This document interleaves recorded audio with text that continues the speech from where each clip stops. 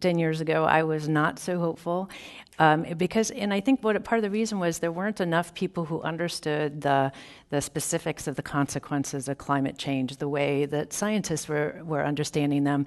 But what's happening now is you begin to see the impacts actually becoming very real. And when the impacts are actually affecting the things we care about, our health, our safety, our food supply, or our ability to grow certain kinds of food, or even our pocketbooks, we begin to pay attention.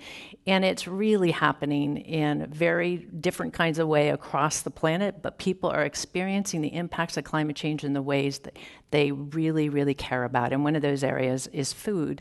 And food companies are paying attention. Food companies are paying attention to the shifts in market for healthy and local food, but they're also really, really paying attention to trying to match that healthy food production and getting it to their market with the risks that are associated, the climbing risks that are associated with increasing temperatures and more variable precipitation in the future. And so they're really paying attention, and they're making some really significant commitments to decrease greenhouse gas emissions from their entire corporation, to make sure that when they're sourcing food, they're doing so in a way that is healthy for the environment and that builds resilience in farming systems. And they're also making sure that they're looking at their supply chains, trying to limit the transport routes. And so as you begin to see companies or institutions or individuals or municipalities feeling the pain around safety, around food, around health, or around the pocketbook, changes are being made. And those changes, whether they call it climate change responses or not, they're very, very important for our ability to adapt to climate change. And we're seeing it in food companies in a big way. So tell us about Cheerios and Campbell's Soup, two icons in the American supermarket and kitchens. So we work with large corporations to help them make sustainability commitments and follow those sustainability commitments all the way down to the ground. And a few of those companies that we're working with include Walmart, Kellogg's, General Mills.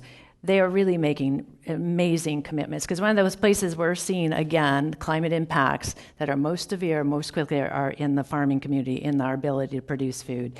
They are making real investments into their companies and outside their companies. So supply chains are the link between say, General Mills and its Cheerios to the oat miller, to the oat grower, all the way down to the farm. And they're making very real commitments in the farm.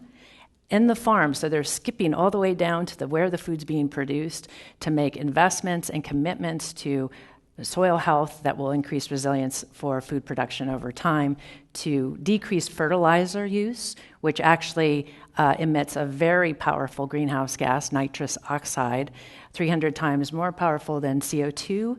And if it's overused in farming systems, it sits on the farm and then gets emitted as a greenhouse gas.